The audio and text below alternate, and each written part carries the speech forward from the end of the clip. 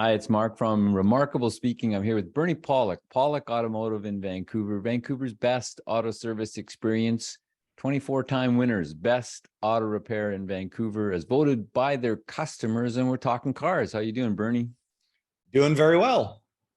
So today's victim is a 2010 BMW X5, which had a 3-liter diesel filter problem. What was going on with this BMW? Yeah, so the car came to our shop. The owner's complaint was that he was on a trip to a Soyuz. If you're a local person, you'll know what that is. It involves a pretty long highway drive, especially up hills. And when he hit the uphill portion, all of a sudden the vehicle had lost all its power and it was very, very sluggish. So just imagine going up a mountain road, a long mountain drive, and having a vehicle that barely goes anywhere. You can feel the owner's pain. Anyways, that was basically the complaint. Vehicle had lost power and the check engine light was on. So what testing and diagnosis did you do? Well, first step is to road test the vehicle, verify the client's concern. We certainly noticed it right away. As soon as I put the pedal down, it barely moved. I was still able to get up to highway speeds, but it took a very, very long time. So next step, of course, scan the vehicle, see what trouble codes are present. There was about at least 10 or 12 codes stored. The next step in this case is to clear the codes. We record them, then clear them and go for another drive and see what's coming up. What are the most important things? What's happening right now? Because a lot of times the codes will be stored for things that aren't really relevant at the moment. So cleared them, and I think about 10 codes came back pretty much after one road test. So there was a lot of stuff going on here. Yeah, so that was basically the sort of initial first part of the test. Now, from there, of course, it's a matter of deciphering, okay, what is actually causing this problem? Is it all 10 items? No, it's not usually the case. There were some codes for glow plugs. Well, glow plugs aren't going to cause a lack of power issue, but nonetheless, it is an important thing to fix at some point. There was codes for the EGR system. There's codes for a diesel particulate filter.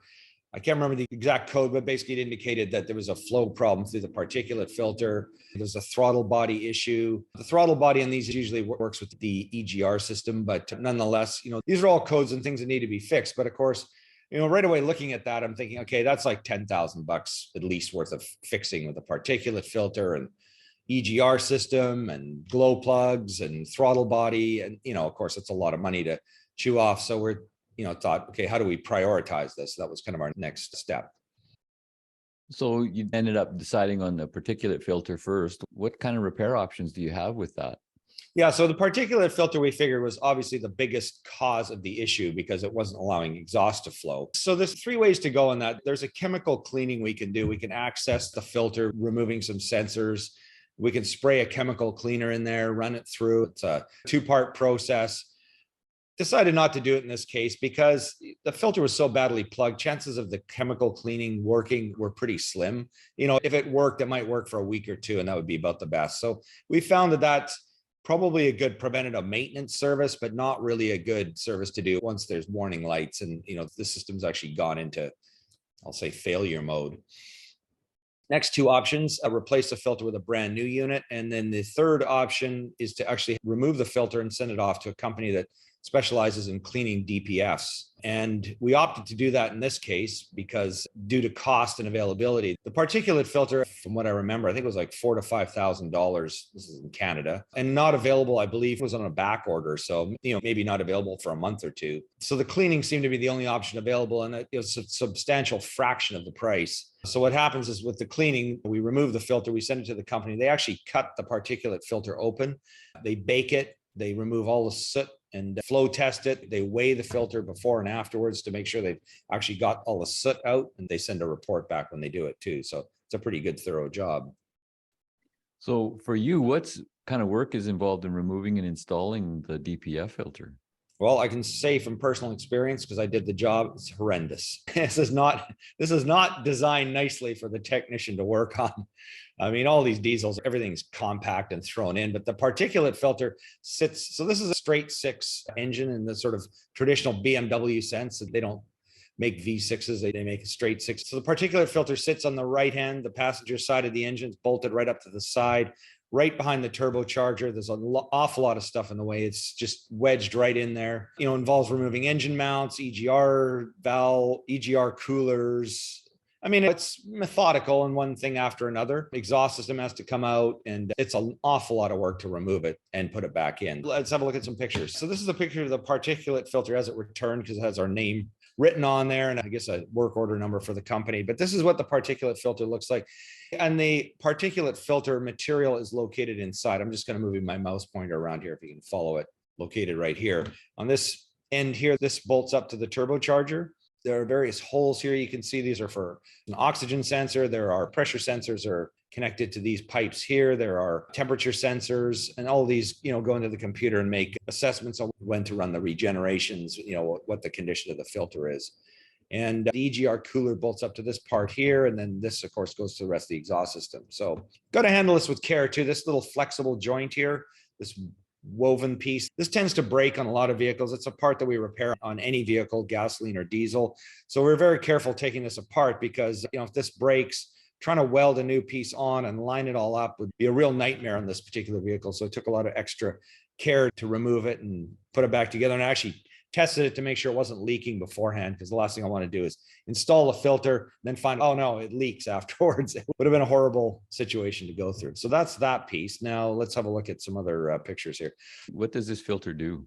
So if you look at any old diesel or one where someone's removed it, you get black smoke and soot that blows out of diesel. It's one of the combustion components of diesel is soot. And so this traps the soot particles and it holds them basically on the substrate in suspension for a while. This is actually looking at a view of the cleaned filter. So the particles will be held in this material for a certain amount of time until the computer realizes it's sort of filled up, and then it runs a regeneration where it actually burns the particles up and they don't come out as soot, they come out clean. And that's not a very scientific explanation, but that's kind of what the process is. The high level view. That's the high level view. There's the scientific view is available on the internet.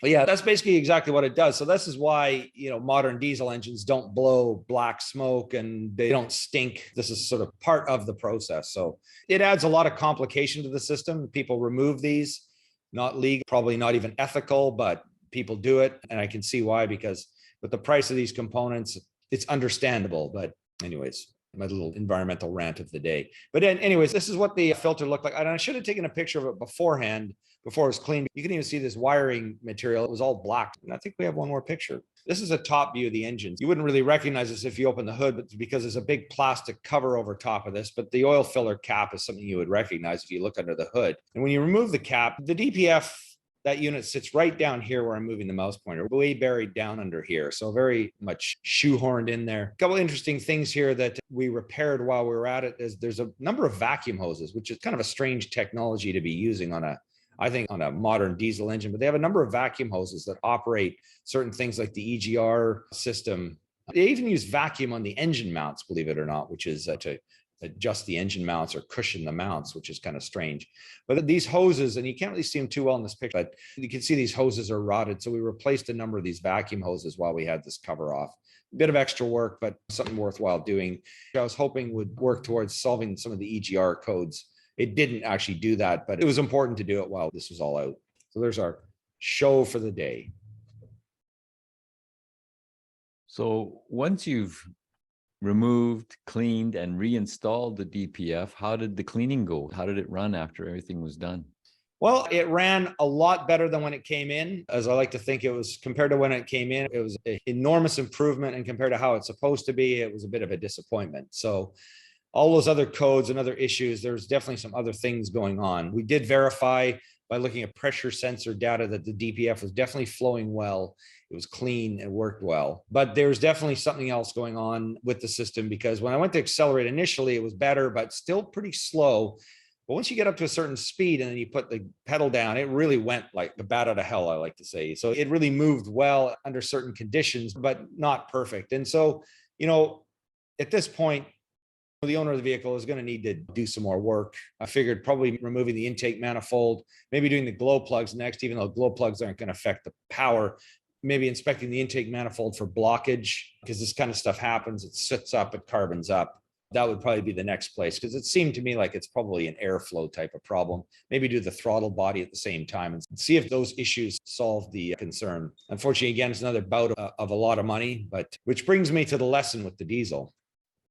And that is, if you own one of these cars, and any diesel vehicle, North American, European, if you have a trouble code in the check engine light on, bite the bullet, fix the car, fix each item as it comes up, because if you let things accumulate, it just ends up becoming a nightmare. Things have to be working properly for this to run a regeneration. So it's possible that had the owner fixed other things first, we don't know, this new customer, I don't know the history, but had the person fixed one thing first, it may not have plugged this DPF up, to the point that it needed to be replaced yet. It's hard to know. It's difficult to say, but it's just best to fix things as they come up. It ends up being cheaper in the long run. So given that, how are these BMW X5 diesels for reliability? Well, I want to say they're not fantastic. I think in the early years, the first 5, this is a 2010, so what are we looking at, 12 years? First 5 to 7 years, you're probably pretty good. After that, you're going to have stuff that goes wrong. And to me, as I've said this many times with diesels, it's about usage. If you're just driving around the city, doing short little trips, you're going to end up spending a lot of money on repairs because things carbon up. If you're doing long hauls, it's good. This vehicle, I think it had 160,000 kilometers. That's really not much for a 12-year-old vehicle with a diesel. So you need to know what you're using it for before you buy it, I think. If you're doing lots of long trips, if you're driving from here up to the Okanagan all the time, that's probably a good use. But if you're just driving around town and picking up groceries and dropping your kids off at school, it's going to end up costing you a lot more in the long run. They have to be worked hard, in essence. They have to be worked hard, yeah. I only drive a few kilometers to work. I have a diesel pickup truck, and it makes me nervous because I know, especially in winter, the engine doesn't even get warm driving it to work. And so I know that's bad for it. But on the same token, I do a lot of highway trips too. So that'll end up burning stuff out. So as long as you're balanced, as long as you do some good highway drives, probably then short trips, you're good. And you have to maintain a diesel. They're dirty. They are dirty, and all this technology that goes after, like all these after treatments are super expensive on these vehicles. The engines are expensive, but the exhaust systems are worth as much as the engines. So, you want to make sure that what you're putting into the exhaust system is as clean as possible so it lasts a long time. If you want expert repairs for your diesel, the guys to see your Pawlik Automotive, you can reach them at 604-327-7112 to book your appointment, or you can book online at pawlikautomotive.com. Give them a call. Thanks for watching and listening. We appreciate it. Thanks, Bernie. Thanks for watching. Thanks, Mark.